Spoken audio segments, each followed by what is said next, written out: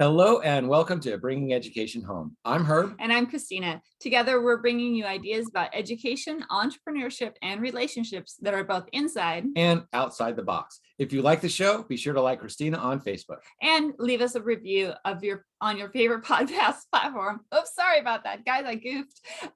Favorite podcast platform, and let us know how you like our show. All right, and today we have the pleasure of introducing Spencer Jones. When I asked Christina as we were coming up and preparing for the podcast what he does, and she says he's got all of these really positive stuff on Facebook, and when I just asked him, it was like, hey, well, how do you want to introduce you? He's like, oh, as the Prince of Positivity. So it really fit in. He is a former teacher and he's become an entrepreneur, which is really in line with what we're doing here at Bringing Education Home. So I would like to welcome Spencer. Thank you very much for agreeing to be on our podcast and joining us here today. And please give us a little more information about yourself than just the Prince of Positivity. Well, thank you. Thank you so much for having me on and being here with you and everybody today. I'm really excited because this is something that's near and dear to my heart, right? As you mentioned, I was homeschooled. I was homeschooled from the third grade up through high school, then went to college, became certified, got my degree. That's a word. See, it's a fun show. It's a live show. We make mistakes. We talk, we have fun. We're real. It's open, it's authentic. So I got my degree in music education. I was a middle school and high school choir director for 9 years before I became and decided to be a full-time entrepreneur. And what do? I help people live their lives to the max. I ignite that light inside them so that they can feel alive, feel energized, to shine their light, be the best that they can be for themselves, for their families, for everyone that they come in contact with. And we do that through a whole bunch of different ways that I'm sure we could touch on. Posts on Facebook, social media, things like that's one of them, my podcasts, our academy, all those different things. But I'm just here to help people shine. That's what I love to do. And I love it. That's how I connected with you. I kept seeing all these Facebook about being positive and being energized. And I was kind of low energy. It's like, let's follow this a little bit and see how it does. So I just had a really funny aha moment. So you kept talking about choir, and I, in my mind, am thinking, oh, a bunch of people singing. No, you're like choir director, like Glee, like is that more what you're doing? Oh, now that makes so much more sense because okay, I got it. Okay. It's a little bit of both. We had some fun. We had those Glee kind of things with the dancing and different acts, things along those lines. But we also just had traditional choir. So you're up there standing in nice little lines and rows, singing Baroque music, little Bach things and all of that. But what I thrived on, and I realized this really helped my entrepreneur journey and what I'm doing now, is I love creating a classroom where people felt safe, felt happy, where they could express themselves. Like I had multiple students come tell me throughout the years that this is a place where I feel home. Like I feel safe here when I don't want to be at home. Like this is where I want to be, or all my classes are a struggle, or I don't get along with these people. I can come here and I can be me. And I could just, for those 60 minutes, 45 minutes, whatever that class period length was, they could just be themselves. And that was so heartwarming and freeing to me to see and hear that, and to give them that space so that they could shine their light, right? That they can just be themselves and hopefully get them through the rest of their day and something to look forward to, and then take that with them after they graduate. That was very well said. Very beautiful. Thank you. It is. And it's the heart of an educator lots of times, is trying to create those safe spaces. And so many people go into education, want that for the kids, the space where the kids can learn and grow, to just be lifelong learners. And right. That's what we really hope to and strive for. Yeah. Well, think about it, right? As kids, we wanted that, right? If we can reflect back when we were younger and students, we wanted that safe place to feel comfortable, to be ourselves, whether that was in a classroom. Hopefully our teachers did a good job of that. Not all did, obviously. At home with our parents, some had good experiences, some didn't. Sometimes in our life, sometimes it was good, sometimes it wasn't. Same set of people. And with our friends, we want to feel cared about. We want to feel seen, heard, felt, all of those things. But that doesn't stop once you graduate high school or you graduate college. That's something that we still all crave. All humans crave that. we just seem to stuff it and bury it and try to forget about it after we graduate college or high school and go into our jobs and be like, oh, well, now I have to punch the clock, go in and forget about life, or even being an entrepreneur with that mindset of, I'm just going to start this business, grow this business. Okay, you could do that. And you're forcing and you're working, but I don't need a community. I don't need people around me. And then one thing I learned even more as an entrepreneur and growing as an entrepreneur when I had my side hustle and before I became my full-time thing is, oh crap, no, it's the people around me. It's the support system. It's feeling safe, loved, welcomed, and that place where I could be me and have that support guidance. Because if I don't have that support and guidance, I'm not going to see that obstacle that's stopping me or slowing me down. My friends, my family, I'm part of a couple mastermind groups that some of those members will see that and then point it out and help me overcome it. So I could always be growing and in doing so, impacting more lives. Absolutely. That's one of the entrepreneur core is your community is your success. So your coaching, your inner circles, the group of people that you hang out with, that again, wow, you just are speaking our language. It's hard to come up with a question because it's like, yes, we're agreeing with you. It's like, oh, well, what next? Where else can we agree? So, well, let's go back just a little bit though and talk about that journey from how come you left education and wanted to be a full-time entrepreneur instead, because we know entrepreneurship isn't super easy at times, especially if you don't have that community in the mastermind. What was that thing that helped make you take that leap from a solid job to this entrepreneurship? And the joy of working with those kids and providing that space to stepping out of that. Okay, fantastic question. I've never been asked it quite like this, so let me see how we can answer this. Okay, we got time, right? So I'll share a little bit longer of a story here. Absolutely. How do I want to say this? So as I was homeschooled, because I barely remember going to public or private school before that. I remember my life being homeschooled, and my mom was much more of an entrepreneur. Her style, we lived in the country. We had raspberry rows and we sold raspberries. We sold garden things, right? I mean, we kind of had our own little farm fresh foods available for people. That's kind of what we sold and did. So even before I knew it, I was being groomed, as it were, to be an entrepreneur because I learned how to count money back. I learned how to, we have this much, how much money does this equal, and loss and profits and all of those different things that my parents I never thought of it because it was just part of our normal day, normal life, which was really cool. And I just didn't know any differently. And the fact that we kind of got to create our own schedules. We were strict with our routine. My parents were we followed the school schedule, basically 8 to 3 generally, is when we had classes going through different homeschool programs. But we had some flexibility in the sense that I took ballroom dance lessons, right? That was my PE class, my physical education. So I did ballroom dance and competed and got to meet other homeschool families with that sort of some socialization there. And so I got to see friends and this is going to be a longer story than I anticipated here. But so I realize now upon reflection that I really struggled to make friends, whether it's because I was homeschooled or just my quirkiness, I don't know. But I seemed to struggle to make friends. And I really tried to make friends when I started ballroom dancing. And I was in it for a year. And it was literally not until like the second to last or the last class of ballroom dancing for the school year before summer break that I finally friended the whole bunch of homeschooled group of boys that were there, right? And they had all their friends, and they were family members, cousins, and all that. So they all knew each other anyway because they're family. But I finally broke into that, and I really struggled to feel accepted. And I, again, upon reflection, realized I kept striving to find who I was, right? And finding who do I belong with? Who's that safe place I could be around and just be me in? So I conformed. I changed myself to fit in with them. Well, this continued on, right? I graduated high school and I loved music. I played oboe, I played piano. Oboe was starting to not be as interesting to me the first year of college. And I decided I wanted to do music. I wanted to compose music for movies. Great. So I'm in all the classes doing that. Well, if I didn't want to play oboe, that means I'm not playing in band anymore. I have to take a large ensemble. So I started taking choir. I'm like, okay, cool, right? I'll conform, right? I've done it before. Let's sing in choir. And I found, oh my gosh, I really enjoy singing in choir. I've never really did it too much before, a church choir here or there, but that was it. And being the piano person I became a church musician at 15, and I still play in churches. So that's why I had a little church choir experience.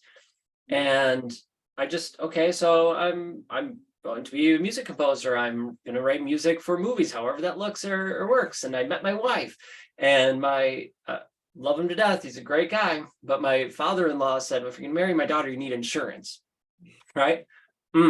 Yeah. Her, I don't know if you saw his face. It's recorded. He just looked down, right? Those words of an amazing man, but has that mindset of you need a job. You need a safe job, a secure job, something that's going to provide. And if you're going to marry my daughter, you need insurance. So I'm like, well, what do I do? I'll conform. So I conformed. And I was like, all right, well, what could I do? My wife has always wanted to be a fourth grade teacher. She still is a fourth grade teacher. She loves it. And so I'm like, well, I could be a music teacher. Like, why not? Right. I don't see why not. So then I switched it to music education early on. And I mean, it still took me 7 years to get through, just because I transferred colleges twice and education programs, all that joy.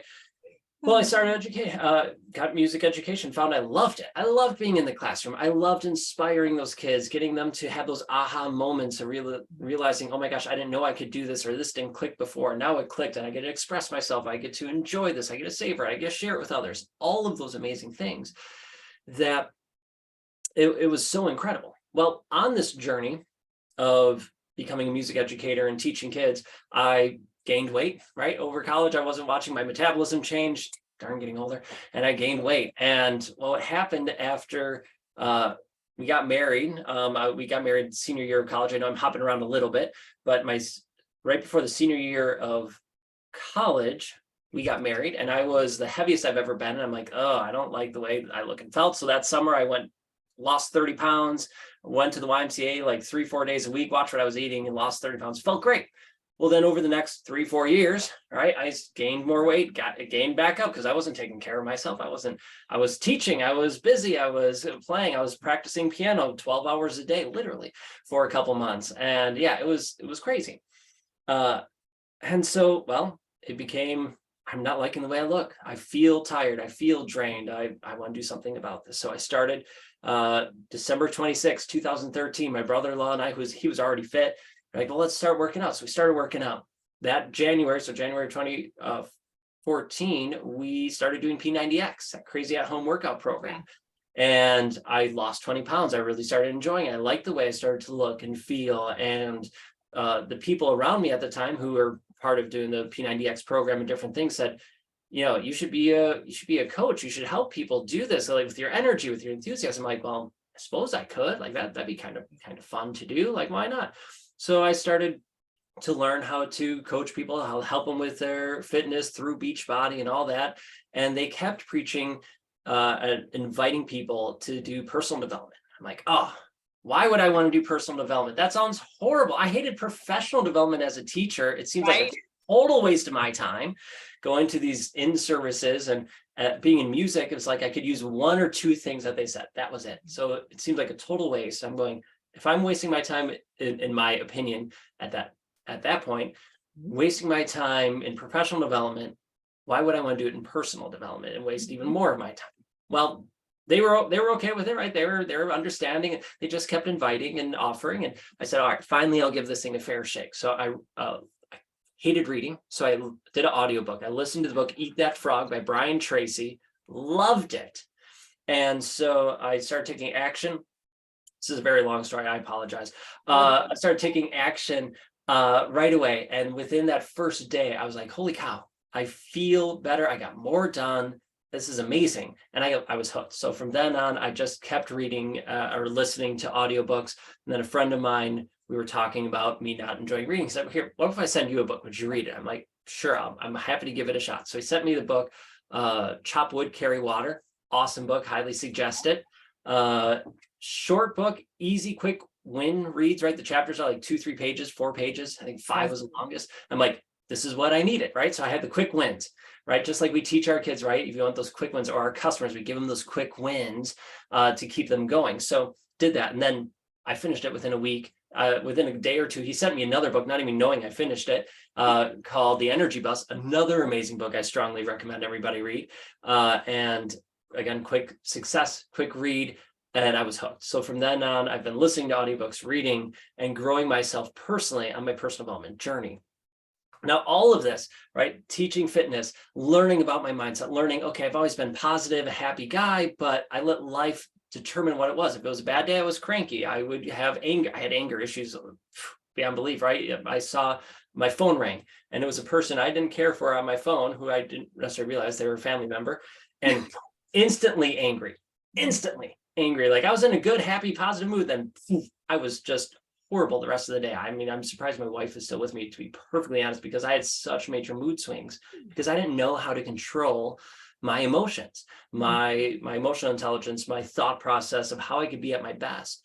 So through personal development, I started discovering, oh, this is how I could do this. Oh, these are the building blocks. Here's how I can work and improve that part of my life so I can be happier. I can be positive. I can enjoy life and not let whatever crap life throws my way bring me up or take me down, like a bad roller coaster. No, I still go up and I still go down, but it's a lot more level, and I get to enjoy that journey. So personal development really helped me in that way.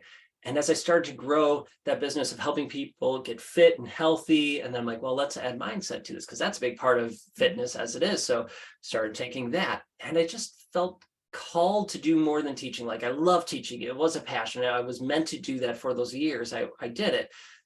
But probably year 4 or 5, I was like, I'm not sure I'm going to be doing this forever. I don't know what's next, but it's not this. But I still love doing this. And so I kept searching, kept trying different things. One of my passions is kayak fishing. I started working at that, bringing that into a business. And realized, that wasn't quite it. Let's go back to that fitness side and mindset. And then I was getting really called to push to do elsewhere. And I had amazing students who were loving, who were accepting of me for me being me and chasing my passions. Like they totally supported me. They were heartbroken that I couldn't be with them longer, but they were supportive of me chasing my passions, all the stuff I've taught them to do, chase their passions, to live their life, to let their light shine and share love, respond with love with others, that they were kind enough to do that to me as I went off on my own. Well, I went off on my own, and a friend of mine, which is why I decided to do what I did, offered me this opportunity to expand his business of working with companies with fitness, right? Teaching yoga, teaching fitness classes, nutrition, doing speaking, workshops, things like that. Well, we started, and I started building my base here in Wisconsin. He's out of California. And so I started building that base and that network. COVID hit. All of a sudden, all that stuff shut down, right? Businesses weren't going to hire anyone to do that, or very few people had seen.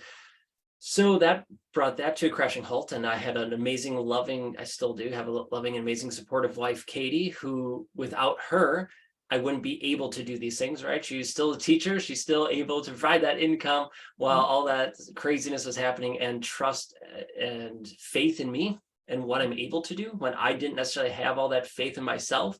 I had the belief and faith to a degree, but the longer I go, the more I realize she has so much more faith in myself than I do. And it was incredible to have that love and support. So now with that, okay, let's keep going. Let's find our community, the people we love and support, who I had, but I realized it wasn't the right community. It was people who I let my ego, there's so many stories in one here. I let my ego build me up for many, many, many years. For 30 years, I let my ego just tell me what to do. Oh, do this. Oh, I can do this. Oh, I can do this. I can do this. And what ego does, right? It kicks out the stool from the pedestal from underneath you. So you fall a little bit. Well, every time I fell, I could pick myself back up. No, I'm good. I could do this. Let's keep going. I got to work harder. Got to do whatever. Well, I kept following my ego, letting that make the choices for me until it kicked the pedestal out. And I came crashing down hard, where, I talk about dissolving walls of, so you can get to your light, so you can let your light shine, right? The limiting beliefs, all of those thought process, all those things that you have, those walls that are hiding you and protecting you, that you feel are protecting you. Well, I was really good at building up those walls, so much so that light was barely shining. Well, when the ego kicked out the pedestal, because I made choices following my ego that were detrimental to me. I hurt loved ones, people I love with my life, and I hurt them, causing trauma in their life because of those choices I made. I came crashing down when it kicked that pedestal out, where I felt cold, alone, exhausted, and I didn't want to go on. Suicide was an option, thought about it, contemplated it a number of times. My wife, thank God, was there to support me and love me, even though I hurt her with all those things. She was still there to support me and love me and help me get through that. Seeking counseling, seeing a therapist, doing all the personal development I've already done, but I realized I was only doing it at the surface level. And now it's time to really do the hard work and work on it in my deep self, and really do the inner work that I figured out, oh, okay. So I wasn't on the wrong track totally with what I was learning. I just never implemented it deep enough. So then I started building those steps and really developing who I am today and what I believe and what's my purpose. And that was always there, but it was unclear because the ego was clouding it all up. And now it's having that clarity where I get to love and support others. And in doing so, I built this community of people who saw my true, authentic self, my light, my love, and create that warm, safe, welcoming space for them, so that, I hope no one's walls come crashing down and breaking apart into a million pieces. I hope that we can dissolve them, because it's a heck of a lot easier, Right. but easier in a way, but so freeing. So I'm just honored to be able to help people on their journey. So to answer your question, I was teaching because I was just doing what I thought would be best and conforming, and to the part where, well, this isn't serving me. I feel called to do more. What am I being called to do? Well, let's go here, until I realized my ego was cashing checks I couldn't, or submitting checks. You know what I mean? I can't, that's saying, I'm horrible at sayings. Writing checks. Writing checks, right? Yeah. You get it. So, doing that, and then came crashing down, and then rebuilding, and now being able to take what I've learned through that and through my experience of teaching and all of those good times and memories to help support others on their journey and to help them shine bright. So I think that answered your question in a very, very long way. Yes, it was, and there was so much. You told our story several times in several ways. A couple of times. It was absolutely amazing listening to a lot of the stuff that you talked about, because we were very much the same thing: teacher, entrepreneur, and until very recently. But the small difference in where we are is I banged my head a couple of times. Too many. And the last one really took a lot of me apart. So the mindset, the positivity that you had, I used to annoy the hell out of people being that way. It's like, because they would like, this is an act, right? And it's like, no, I'm always this way, because they would expect me somehow to calm down. And even the ego thing, where I was moving with my ego, and I would talk about it as like, I have all of these concepts that are in my head, but I haven't been able to get them down into my heart yet. And so the last hit 5 or 6 years ago, that the knock that broke it all out took all of that away from me. So it's like, traumatic brain injuries suck. Yes, traumatic brain injuries are awful. So like the only part of my brain that's actually active and working properly is the anterior cingulate in the back, which controls the worry and the symptoms, that the negative talk, the anxiety. It doesn't control them. It uses those as its tools. And the other aspects to dampen those down are all broken. So my positivity is a lot more forced. My personal development is a lot more struggle right now than it used to be.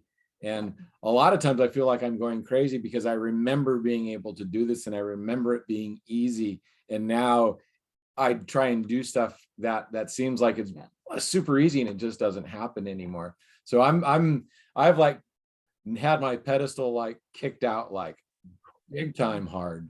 Yeah. Wow. I can't imagine going through that and still having the memories of, oh, this was easy. And now it's not, right? Now it's that struggle and being able to overcome that hurdle. If it's a hurdle you overcome, or one you learn to live with and make it the best that you can. Yeah, work around it the best you can. Right. Hopefully the first, because the second one, there's the workaround isn't so working around. Yeah. But talking with you gives me a lot of hope, and because it's like talking with a friend, and I hope to get back there. So thank you very much. That was very beautiful story. Thank you for telling it. Lots of times we say entrepreneurship is either born out of desperation or, inspiration. And your story was mostly inspiration. You knew you wanted to give more.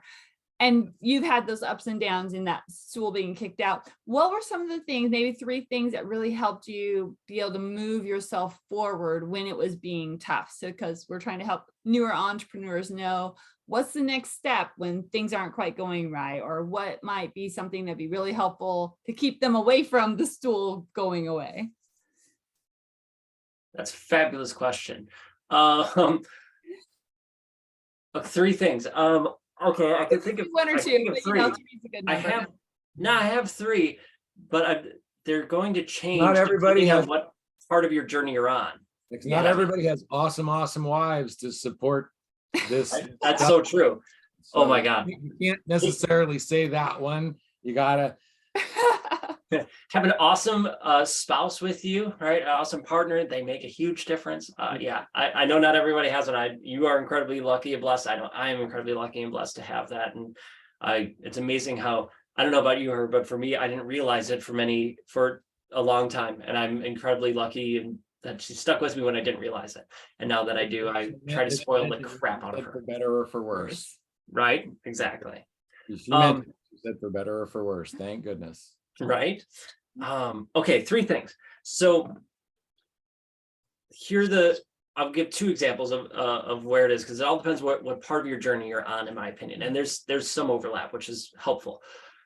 The first one is going to be like when I hit my rock bottom, when I felt cold, tired, exhausted, the ego kicked the pedestal out from underneath me. I came crashing down hard and suicide felt like an option. One of the 3 things is I saw a therapist.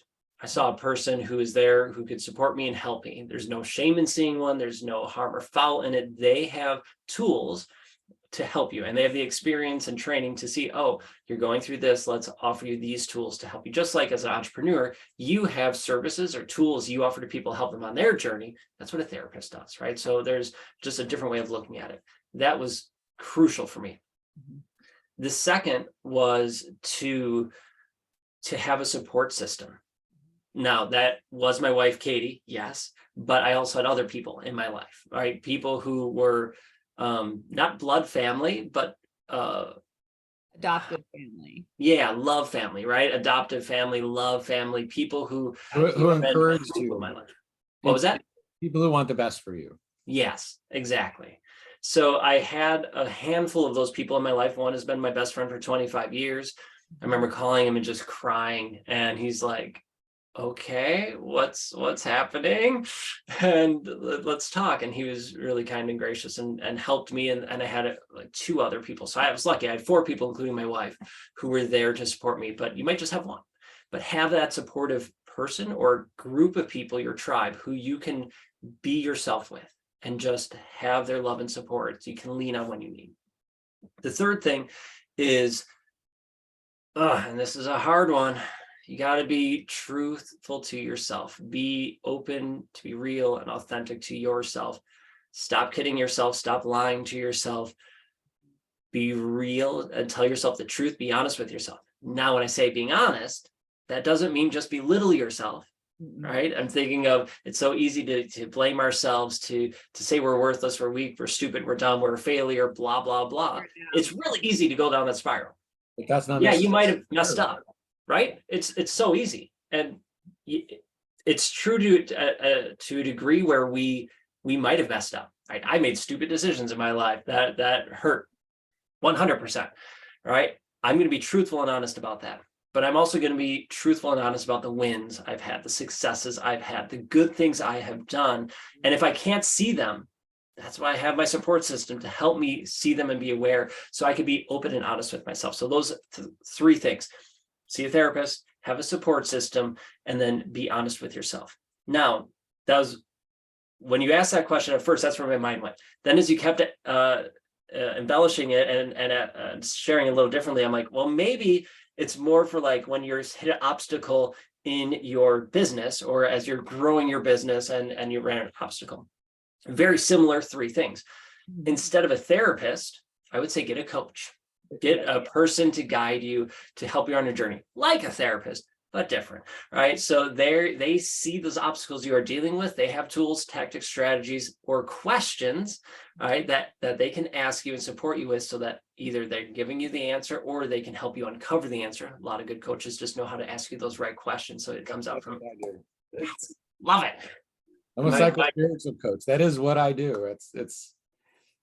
That's huge, right? To help them offer that. And as far as a business goes, my business was not doing great at all, even though I had a business plan, business strategy. I listened to the podcast, I read the websites, read the books, did all that stuff. It was junk, and my business wasn't going anywhere, partly because COVID came and hit it and knocked it down. But let's be real, I still make it through COVID if I had a solid business plan and was building things up, but I didn't.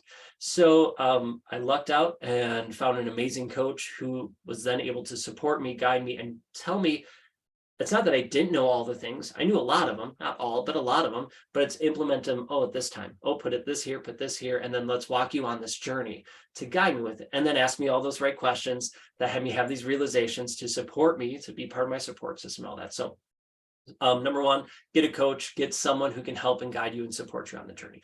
Number two, again, support system. That hasn't changed, right? You have your support system, whether it's your couple group, close friends, family members, blood or love family, whoever that is, masterminds, right? I'm part of two different masterminds group. One's a small men's group. Another one's is a bigger mastermind with about 50 people in it that we get together once a month, once a week. And we just are there to support one another and to help each other out personally and professionally in our lives. And then number three is to be truthful and honest with yourself. And that is still the same. I would just say like self-reflection, honest self-reflection on you of what you are good at, what you're struggling with, and then how can you work to improve that personal growth aspect of that, for sure. Knowing when to ask for help, because we know that we can't do everything. You know, a lot of people are like, well, the things that kind of drain your, the things that kind of drain your energy, find somebody who can either do it for you or help you with it, so that energy can be put somewhere else. So. Right. I call them our energy vampires. We all have energy vampires in our life, right? The people that drain us. Now, they could be people, they could be things, your job, organizations, things you belong to, or your belief systems, the things, you know, oh, I'm worthless, I'm weak. I used to say those things all the time. And I didn't realize that those were little daggers that were just bleeding me dry, right? It was sucking away my energy. And to have that realization and awareness of, oh, these are the energy vampires. Well, now let's turn that around. Let's plug those holes so I can stay energized. And then let's see, how can I fill myself up? What are the things I need to do? Who are the people I need to surround myself with to fill myself up back with energy? And then how can I stay, plugged into that energy to keep on being the best I can be? Exactly. So we were talking, and you're married. Do you happen to have kids? Can I ask about that? Yeah, feel free to ask. We don't have any kids. Okay. Married 15 and a half years.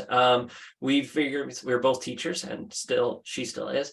Yeah. We figured that our students were kids enough. Like I had 120 students and she had 20 some of her own, and we're like, we're good. We can't find a good name that we like anymore. So I mean, that made it hard. There you go, right? I love it. Yeah. Oh man, when I was in my classroom, there were certain kids I just knew when they walked in the door, it's like, uh-oh, this one might be an issue. And it's interesting, those energy vibrations, how they kind of follow the same name. You know, you have a bubbly Jenny or a Zach that runs around the room all the time, or, you know, it's amazing whenever I was able to see that. So I understand about not being able to find a good name.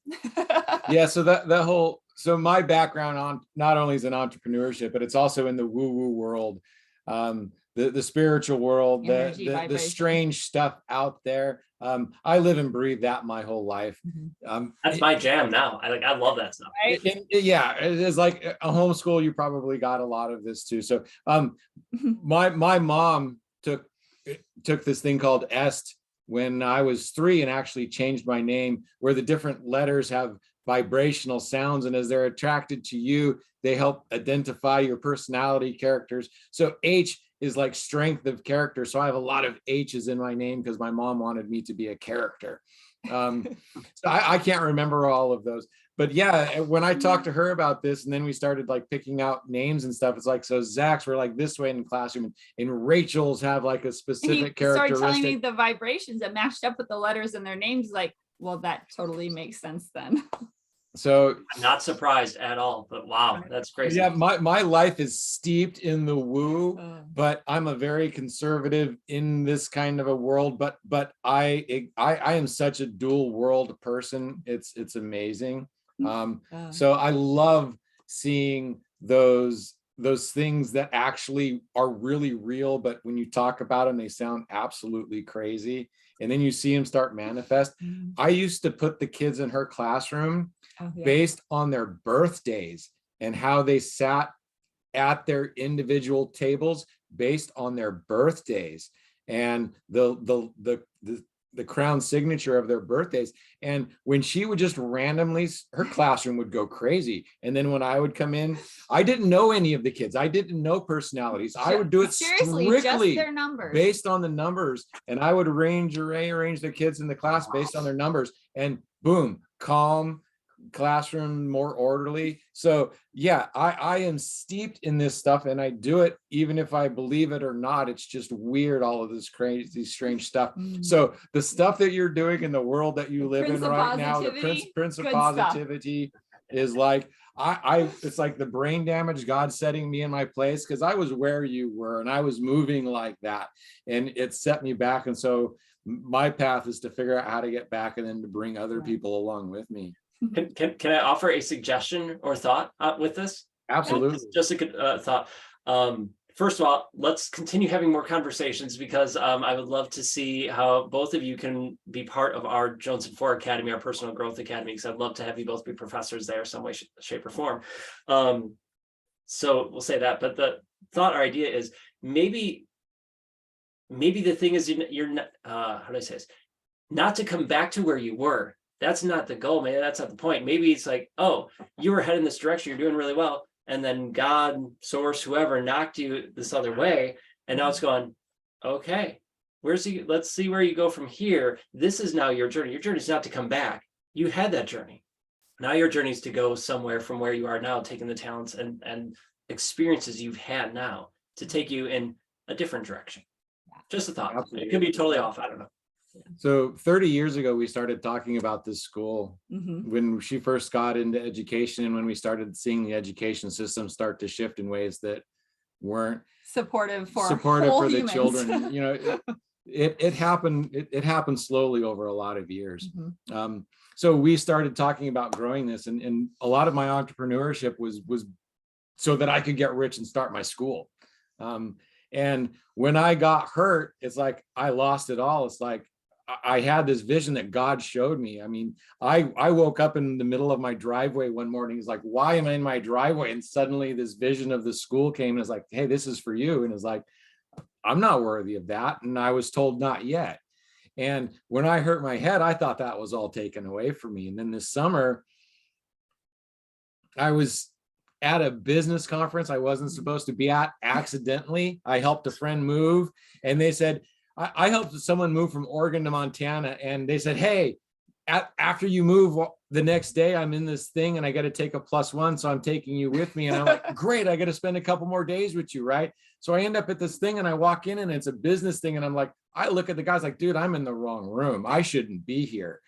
And by the end of the week, I'm signed up. I'm his spiritual coach now. It's like this stuff is happening.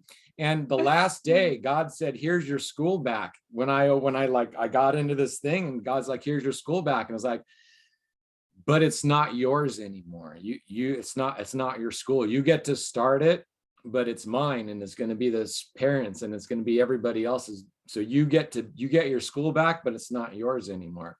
So yes, I realized that my path was changing. I'm still very angry at God that he had to smack me so hard upside the head to get me on this path. He said he was hit in the head by Mount Hood because that's where he was snowboarding. It took God picking up Mount Hood and smacking me on the head with an entire freaking mountain for me to slow down enough to understand what he was saying. So lots of lots of similarities, lots of beautiful stories, but yeah, the woo, I'm looking forward to talking with you more. So Yeah, exactly. Right back at you. And yeah, sometimes we got to be knocked upside the head to realize and slow down and do those things, especially as a person. From what it sounds like, how I am, how you were, of just go, go, go, super high energy, Energizer Bunny has been my nickname for years now, the Prince of Positivity, being ridiculously energized. But I'm sorry that it hit you so hard. That sucks. And I understand being upset, and I'm just hopeful I don't get hit that hard. Right, exactly. you seem to be a little more in tune or in a line than I was at that time. So Man. you have the right thing, the structures in place that I didn't quite yet. So well, I'll tell you, life hit me upside the head enough, right? The ego kicking the pedestal out from underneath me, where I came crashing down, where that was brutal. I hope no one ever goes through that experience. And if they do, first of all, I'm sorry, but know that you can get out of it. You can work and grow from it because of that experience, because of the experience you've had, I'm sure, to a degree, that I've learned, I've grown. I'm not the same person I was by any means. Yeah, okay, same flesh, blood, mind, blah, blah, blah. But if you are hearing this now or in the future or at any point and you're feeling that way, call him, call her, call me. It's a temporary thing. yes. We'll help you through the moment. I don't even have to know you. Get a hold of me. It's that important. You are that important. That is a fabulous message. So if you get to that point and think that being alive is a better option, reach out, please. I don't know who you are, but I know that you're better off alive. 100. We are all better off. The world's better off with you being alive, and we're here to support you. Yes. And we'll help you with what we can, and then we'll share other resources. I have connections to other resources. I'm sure you do as well, to help you with that. You have something that life needs, and we can help you figure that out, and we can help bring that out of you. So I've been blessed today, as a matter of fact. It's interesting. So we have our communities called the Energizers, and we have a Facebook group and all of that. But in any case, within the chat part of our group today, we had a woman reach out and just say, I need help. Like, I'm not in a good spot. I need help. Call. Right. And just to all 3,000 people or 2,000 people in the group put this out here.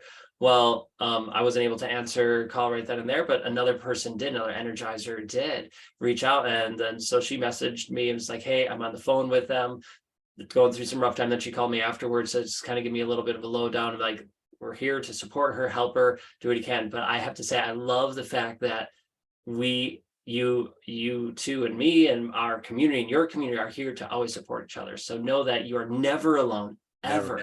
Right. And so if you are ever struggling, reach out to me, to them, to anyone, right? And join our Energizer community if you want, because we're here to support you. And if I can't do it, obviously we have 2,000 other Energizers who are there to support you anytime. And I have an amazing amount of people that I can get you in touch with. So I network. This is my community. I can get people help anywhere. So yes, if you're struggling with your kids in education, guess what? There's a little bit of knowledge there too. Exactly. Yes. Oh, Spencer, it's been wonderful talking with you. I feel like we want to keep going, but I know you have an appointment coming up, and I want to value or honor your time. So we'll probably wrap it up here for today, but hopefully we can get back together and spend some more time. Before we do you have anything coming up? Do you have any events coming up? Is there anything going on that we can help people get involved with? How can we get a hold of you? Because the show notes will have all your links and stuff, but tell it out loud too. Thank you. Thank you for sharing. Well, first of all, thank you for having me. This has been so amazing, and I'm looking forward. I will definitely be back if you'll have me to have another fun conversation and see what rabbit holes we go down for that. We have a whole bunch of different things going on at different events. Probably the best way you can find or learn about me and what we all do is to go to either SpencerMJones.com or the Prince of Positivity. So princeofpositivity.com, and that'll give you some info. But real quick, oh my gosh, we love doing retreats. So we have our online personal growth academy called Jones and Four Academy. And then we do retreats of like, we're going to Delaware for a 1-day energy recharge event. We're going to Romania in August for 7 days for some fun energy there, just being tourists, but being around amazing people and resources. We have a meditation retreat, a Crush and Conquer, we build your confidence and courage up, a winter yoga retreat, right? So we just, the academy's there to help you on your journey, so you have access to amazing experts and to help you on those different parts. And then we have the live events and virtual events that give you a bigger jolt of energy and like course correction or moments for you just to be energized constantly on your journey. So you always have a support system, and you have different ways to get jolts of energy in the ways that best fit you. Love it, love it, love it. Thank you. And we know that everybody needs this in one way or another. You know, we all have our ups and downs. And if you're trying to build a business, if you're fighting with your kids, if your marriage is having trouble, those jolts of energy, that positivity, it's a way to help support all of us. So thank you very much for that. Of course. Thank you for having me. And to everybody here, if I can say, just remember these words to yourself, tell yourself this, tell your kids this, tell your significant other, whoever that is, that you are amazing, you are worthy, and you are enough just the way you are. Thanks for having me on. Thank you, Spencer. Thank you, audience, for listening. And I hope you enjoyed our show. Make sure you leave us some comments and reviews. Let us know if we're doing a good job. And we'll see you next week. Thanks, everybody.